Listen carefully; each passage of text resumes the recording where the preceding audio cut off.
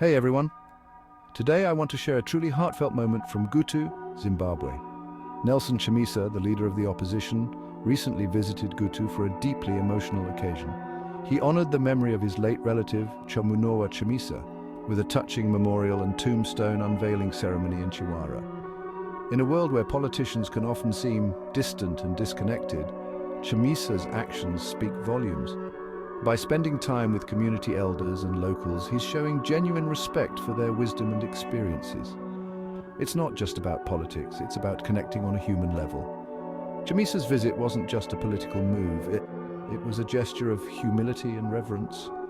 Sharing these moments on social media, he expressed his gratitude for the opportunity to learn from the community elders. This is the kind of leadership that resonates deeply with people. What struck me most was the genuine warmth and sincerity in Chamisa's interactions. He's not just talking the talk, he's walking the walk. By engaging with the people of Gutu at the grassroots level, he's showing that their voices matter. Their concerns are his concerns. In contrast, we've seen many politicians who seem out of touch with everyday struggles. Chamisa's approach is refreshing and inspiring. It's a reminder that true leadership is about listening and learning. It's about showing up for the people you represent. Gutu, once a political base for Obed Gutu, now a Zanu PF member, illustrates the fluid political landscape in Zimbabwe. Chamisa's visit here is significant. It's a powerful statement of his commitment to the region and its people. By honoring his family's legacy and connecting with the community, Chamisa is not just consolidating support, he's building trust. Trust that is essential in a country where many feel unheard by the political establishment.